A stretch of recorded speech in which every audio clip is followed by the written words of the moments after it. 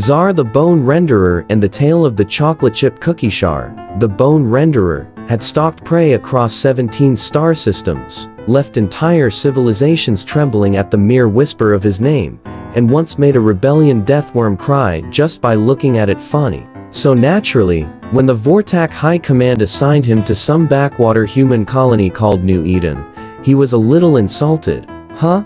Humans? His briefing officer had snorted, mandibles clicking with amusement. Fragile little bipeds. No claws, no natural armor, no venomous sacs. They die if you look at them too hard. Should take you, what, an hour. Zar had accepted the assignment with the enthusiasm of someone being asked to hunt particularly slow-moving houseplants. But orders were orders, and his demanded perfection, even if that perfection involved terrorizing what were essentially galactic weaklings. His stealth ship descended through New Eden's atmosphere like a whisper of death. Cloaking systems engaged.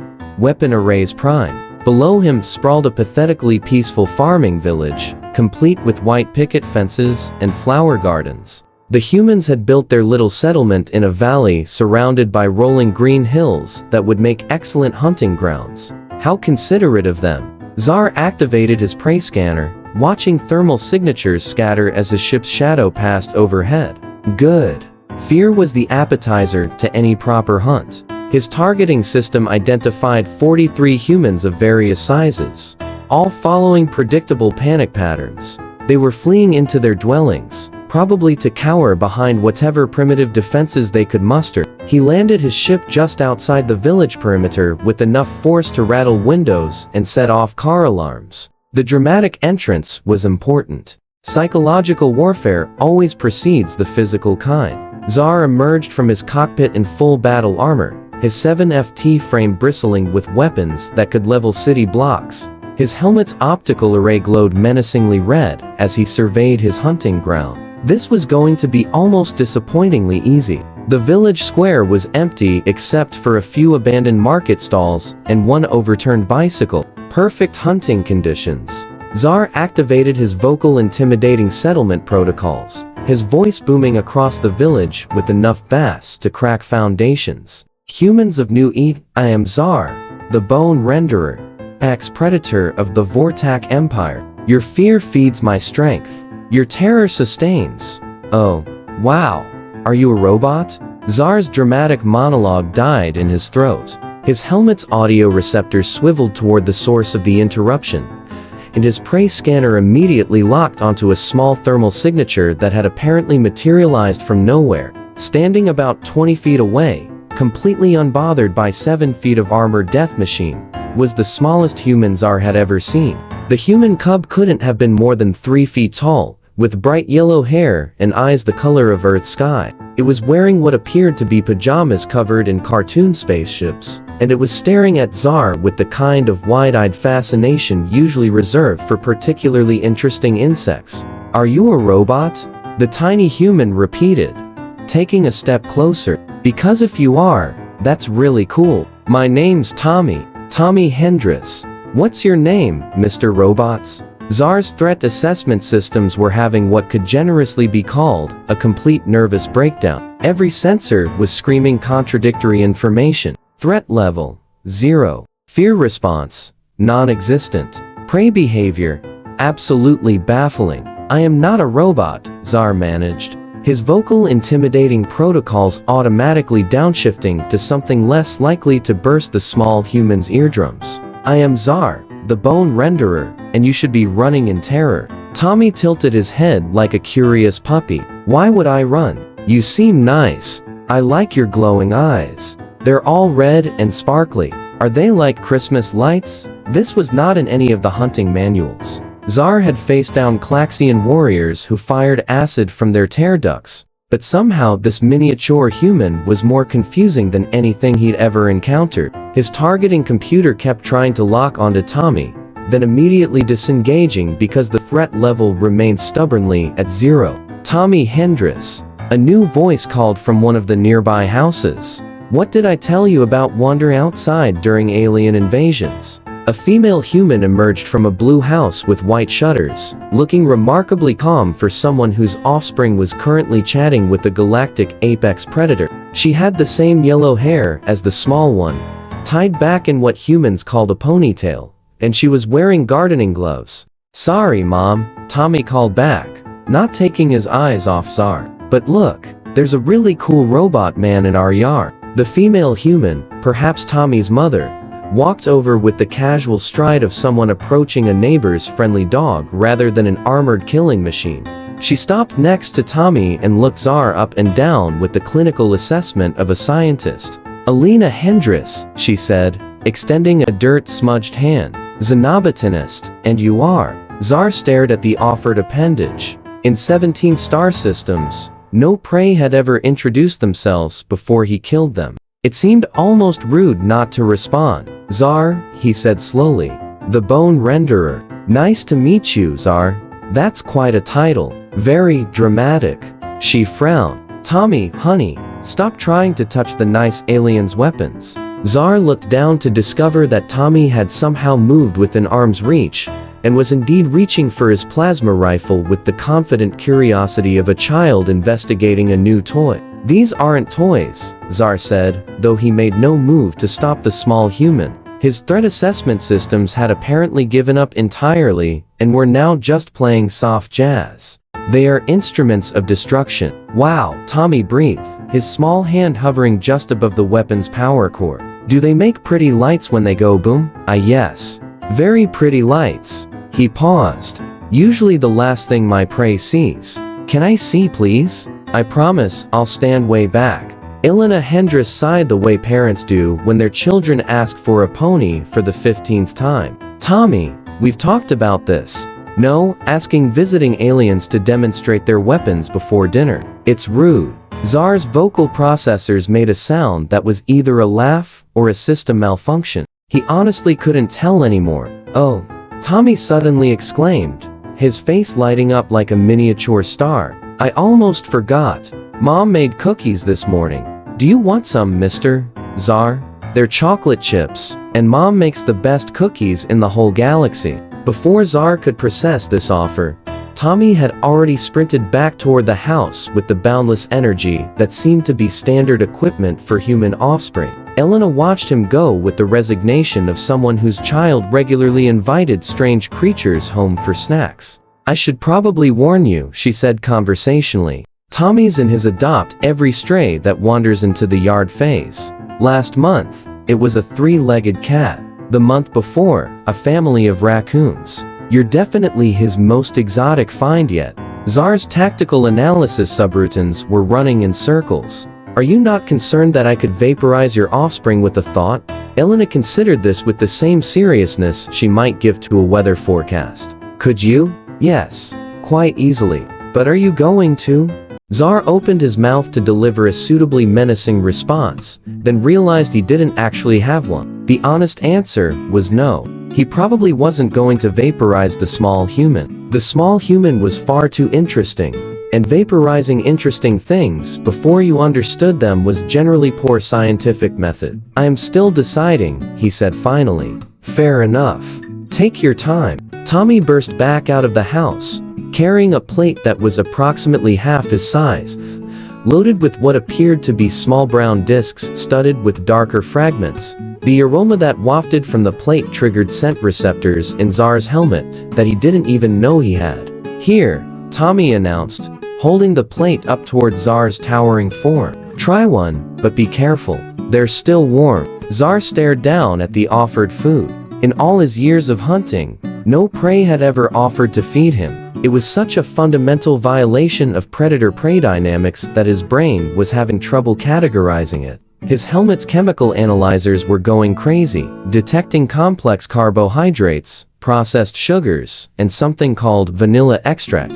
"This is food?" he asked. "The best food," Tommy confirmed solemnly. "Mom taught me the secret recipe. You got to use real bite, not the fake stuff. And you got to tell the chocolate chips they're going to be delicious while you mix them in." Elena nodded as if this was perfectly sound culinary advice. Tommy's right about the butter. The chocolate chip psychology is still theorized, but the results speak for themselves. Czar's armor included a mouthport designed for emergency nutrition in the field. He'd never used it for anything that wasn't military rations or prey-directed protein paste, but his analytical protocols were demanding a sample of this unknown substance, and his curious subroutines were backing them up. He activated the mouthport and carefully extracted one of the small discs. It was warm, as Tommy had warned, and it smelled like nothing in his experience. Sweet, rich, with undertones of something that made his salivary glands activate despite themselves. He took a bite. 27 star systems worth of combat experience had not prepared Czar for chocolate chip cookies. The combination of textures, the interplay of sweet and slightly bitter, the way the warm dough seemed to melt and crunch simultaneously. It was like a small explosion of sensory data that bypassed his logical processors and went straight to whatever part of his brain was responsible for pure enjoyment. "Oh," he said faintly. "Oh, my." Tommy bounced on his toes with excitement. "Do you like it? Do you want another one? I knew you'd like them." "Mom, he likes them." Elena smiled, the satisfied smile of someone whose cooking had just conquered an apex predator. "I take it Vortex cuisine doesn't include baked goods?" Czar was staring at the remaining portion of cookies in his gauntleted hand like it contained the secrets of the universe. "We eat processed protein cubes, nutrient paste, occasionally the organs of our fallen enemies, but only on special occasions." "Well, that sounds terrible," Tommy declared with the brutal honesty of childhood. "No wonder you're so grumpy. Here, try another one. The chocolate makes everything better." As Czar reached for a second cookie, he caught sight of movement in his peripheral vision. Other humans were starting to emerge from their dwellings, drawn by the apparent lack of screaming and explosions. A large male in overalls was peering around the corner of what appeared to be a grocery store. An elderly female with silver hair was actually approaching the group, apparently unconcerned by the presence of an armored alien. "Elena, dear," the elderly female called out. "Are you going to introduce us to your new friend?" Within minutes, Czar found himself surrounded by humans, and not in the way he'd originally planned. Instead of cowering prey, he was facing what could only be described as an impromptu welcome committee. The elderly female turned out to be Mrs. Patterson, who immediately began fussing over whether he was getting enough to eat. The large male in overalls was Mayor Frank Kowalski, who shook Czar's gauntleted hand with the enthusiasm of a politician during election season. "Welcome to New Eden," Mayor Kowalski boomed. "We don't get many visitors from off-world," he corrected himself. "Well, any visitors from off-world, really. This is exciting. Do you need somewhere to stay? We've got a lovely bed and breakfast on Maple Street." Czar was beginning to suspect that his threat assessment systems hadn't malfunctioned after all. They'd simply encountered something so far outside their parameters that they'd shut down in self-defense. "I am not here for tourism," he managed. "I am here to hunt." "Oh, hunting." Mayor Kowalski's face lit up. "Excellent. Deer season doesn't start for another month, but we've got plenty of rabbits if you're interested. Old Pete knows all the best spots." As, if summoned by his name, a weathered human with a magnificent white beard materialized from behind a nearby fence. Old Pete looked Czar up and down with the calculating gaze of someone who'd seen enough in his lifetime that alien visitors rank somewhere between mildly interesting and Tuesday. "Fancy gear," Old Pete observed, nodding at Czar's weapon systems. "But you might want to dial it back for rabbits. That plasma cannon looks like it could take out half the county." "I was not planning to hunt rabbits," Czar said slowly. "What, then?" Tommy piped up, still clutching his plate of cookies. "Deer? Bears? Ooh, are you going to hunt space monsters? That would be so cool." Before Czar could explain that the only space monster in the vicinity was currently eating chocolate chip cookies, another human approached. This one was shorter and rounder than the others, wearing a flour-dusted apron and carrying what appeared to be a casserole dish. "Bruno Marchetti," the newcomer announced, extending his free hand. "I run the diner in town. Heard we had a visitor. Thought I'd bring over some of my famous lasagna. You look like you could use a good meal." Czar stared at the steaming dish. "You brought me food without being asked?" Without being threatened? Well, sure, Bruno said, as if this was the most natural thing in the galaxy. You're new in town. Probably haven't eaten in hours. What kind of host would I be if I let you go hungry? This is not how predator-prey relationships are supposed to function, Zar muttered, more to himself than to his growing audience. Mrs. Patterson patted his armored forearm with the gentle authority of someone who'd probably been a schoolteacher. Oh, honey, is that what this is about? You think you're supposed to be scary? I am scary, Zar protested. I am the apex predator of the Vortex Empire. I have raised civilizations. I have made entire species extinct. I once stared down a cosmic horror, and it blinked first. The humans considered this information with the polite attention usually reserved for someone explaining their hobby. That's nice, dear, Mrs. Patterson said kindly, but you seem lonely. Zar's vocal processors made a sound like a dying whale. I am not lonely. I am a solitary hunter. Loneliness is for lesser beings who require social connections to validate their existence. Elena spoke in the tone of someone who just heard her 6-year-old explaining why he didn't need to brush his teeth. When's the last time you had a conversation that didn't end with someone dying? Zar opened his mouth to deliver a crushing retort, then closed it, then opened it again. The honest answer was approximately never, and somehow admitting that felt more vulnerable than facing down a battlecruiser. My job requires a certain level of professional distance, he said finally. Sure it does, old Pete agreed. But you're not working right now, are you? You're eating cookies and making friends. Seems to me like you're on vacation. I do not take vacation. Well, you're taking one now, Tommy announced, with the absolute certainty that only children possess. And you know what people do on vacation. They have fun. Mr. Zar, do you want to see my rocket ship? I built it myself. Before Zar could protest that apex predators did not examine the craft projects of human offspring, Tommy had grabbed his hand and was attempting to drag 7 feet of armored death machine toward a wooden structure in the backyard that looked like it had been designed by someone with a very optimistic understanding of aerodynamics. The other humans followed along like this was perfectly normal, chatting among themselves about the weather, the upcoming harvest festival, and whether Zar might like to judge the pie contest. For the first time in his career, Zar was beginning to understand why some prey species evolved pack behaviors. There was something oddly comforting about being surrounded by creatures who seemed truly happy to see him, even if they had no idea who he was or what he was capable of. It was, he realized with growing alarm, actually rather nice. Zar was in the middle of explaining to Tommy why his wooden rocket ship would need approximately 17 major design modifications to achieve orbital velocity when the sky exploded.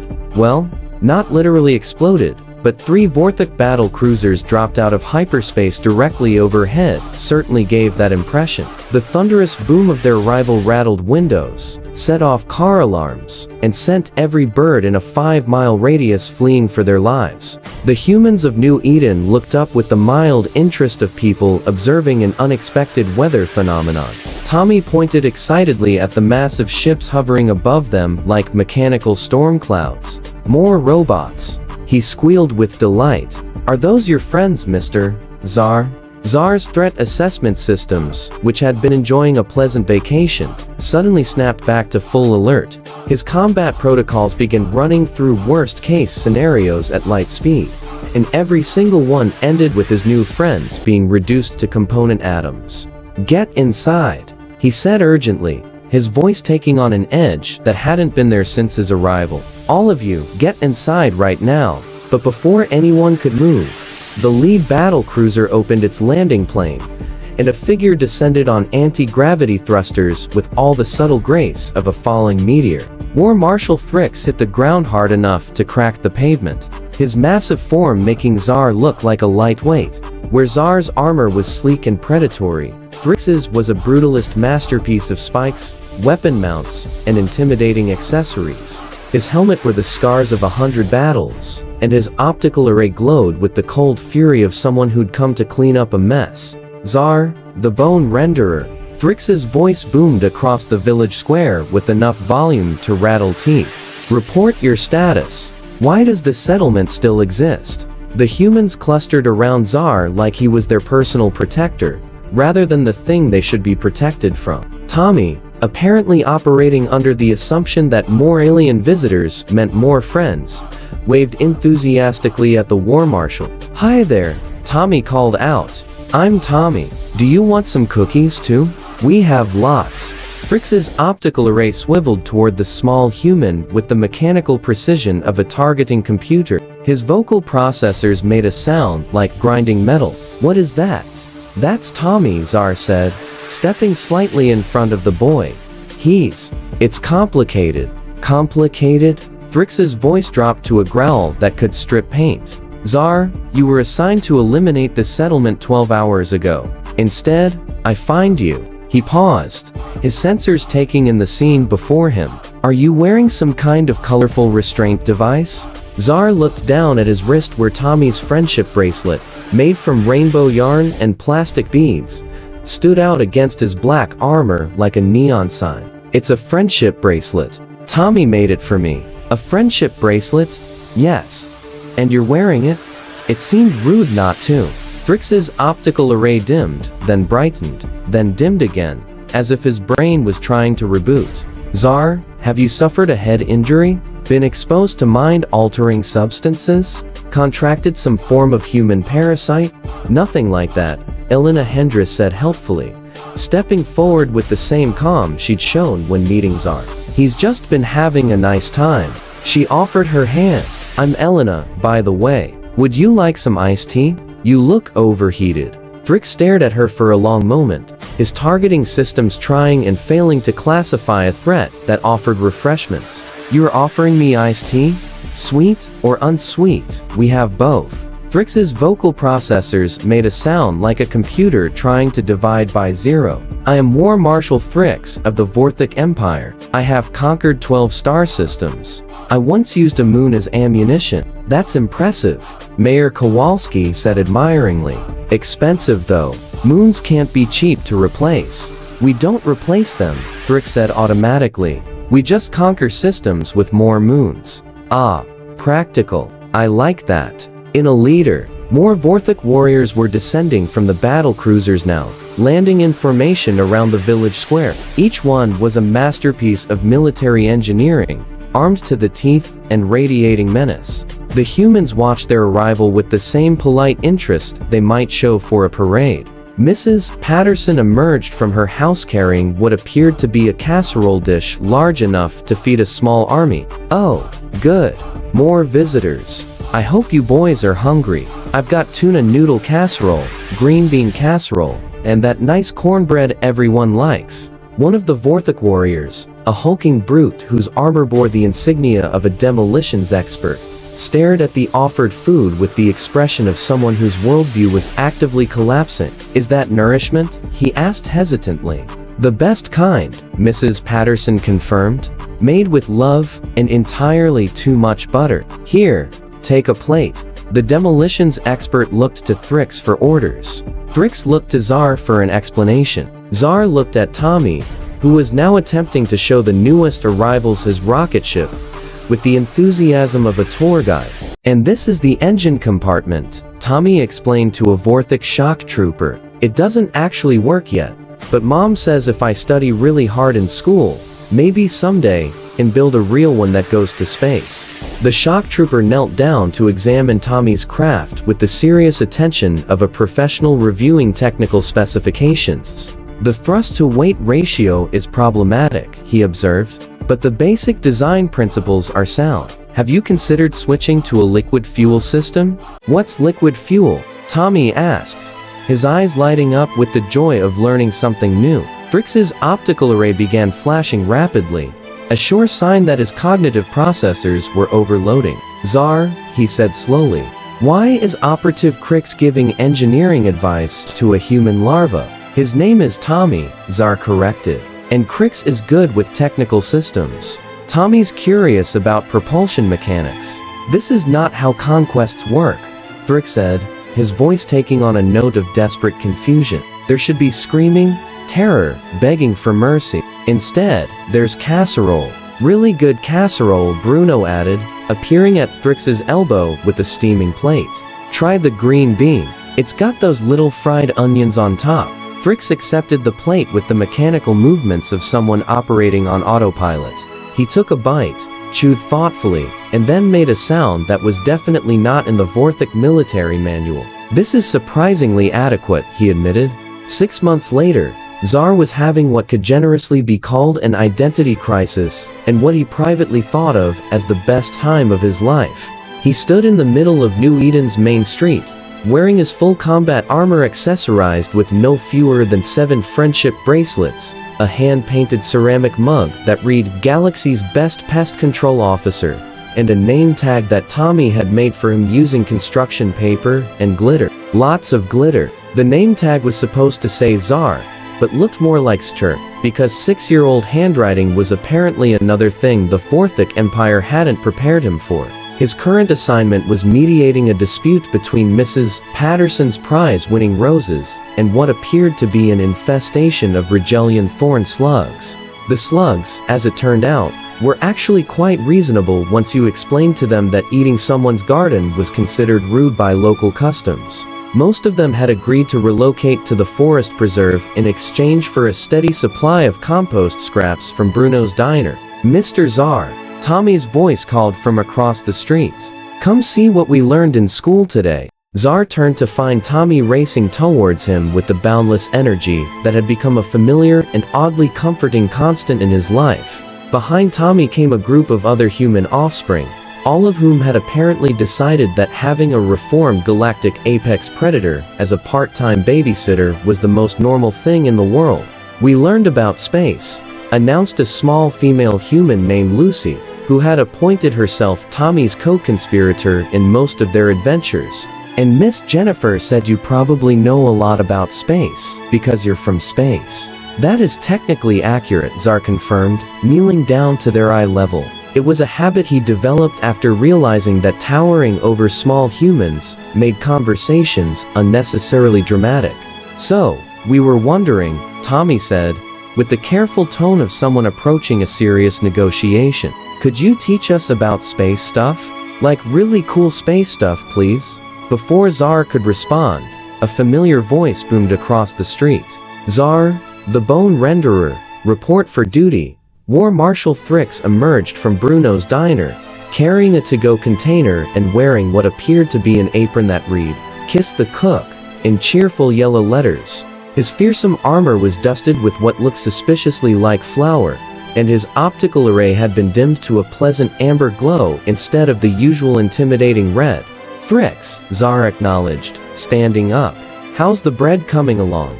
"Bruno's sourdough starter is a complex biological system," Thrix replied with the serious tone of someone discussing military strategy. "But I believe I'm beginning to understand the fermentation process. The humans call it artisanal, which apparently means unpredictable but delicious." The children looked between the two massive alien warriors with the delighted expression of people watching their favorite entertainment program. "Are you going to teach us space stuff too, Mr. Thrix?" Lucy asked hopefully. "I suppose I could discuss." Thrix's optical array flickered uncertainly. "I suppose I could discuss interstellar navigation principles from an educational standpoint." "Yay!" The children cheered and immediately began peppering both aliens with questions about hyperspace, alien planets, and whether it was true that some stars were actually made of diamonds. As Zar found himself explaining the basic principles of faster-than-light travel to an audience of fascinated 6-year-olds, he caught sight of Elena Hendris approaching with a tablet and the satisfied expression of someone whose research was going very well. "How's the paper coming?" he asked, during a brief lull in the questions about whether space pirates were real. "Brilliantly," Elena replied, showing him the screen. "The Galactic Academy is very interested in interspecies friendship protocols through confectionery exchange. Apparently, your case study is being used as required reading in their Xeno diplomacy program." "My case study? Well, you and the whole situation here. 3 separate departments want to send research teams to study how Eden managed to accidentally solve the Vortex aggression problem that's been stumping galactic strategies for decades." Zar considered this. "What did you conclude?" Humanity's greatest tactical advantage isn't our technology or our adaptability, Elena said with a grin. It's our complete inability to see something as purely dangerous when it could also be a friend. Plus, really good cookies don't hurt. Across the street, Old Pete was engaged in what appeared to be a serious discussion with operative Cricks about the best methods for preserving vegetables over the winter. Mrs. Patterson was teaching a demolitions expert how to knit, which seemed like it should be concerning, but somehow wasn't. Mayor Kowalski was showing a group of Vortex shock troopers the plans for the new community center, apparently incorporating their suggestions for defensive architecture into what was supposed to be a recreational facility. Mr. Czar, Tommy said, tugging on his armor plating to get his attention. Do you think other aliens would like cookies too? Because if they would, maybe we could make friends with all of them, and then nobody would have to be scared anymore. Czar looked down at the small human who had single-handedly dismantled his entire worldview with nothing more than curiosity, kindness, and baked goods. Tommy was looking up at him with those bright blue eyes, full of absolute certainty that the universe was fundamentally a good place where problems could be solved with friendship and sufficient sugar content. You know what, Tommy? Czar said, adjusting his friendship bracelets and feeling his name tag shed a small shower of glitter. I think you might be onto something. 6 months ago, Czar the Bone Renderer had arrived on Earth, expecting to add another conquest to his impressive list of destroyed civilizations. Instead, he'd been conquered himself. Not by superior firepower or tactical brilliance, but by a 6-year-old boy who thought sharing cookies was more important than being afraid. And honestly, it was the best defeat of his career. Now then, he said to his eager audience of small humans, who wants to learn about the 17 different types of faster-than-light drives, and why most of them explode in interesting ways. The cheers that followed could probably be heard from orbit, which seemed entirely appropriate for New Eden's first official alien cultural exchange program, even if it had started completely by accident with a cookie, and the kind of human logic that treats apex predators like neighbors who just needed a good meal and someone to talk to. As it turned out, that might just be the most effective diplomacy in the galaxy.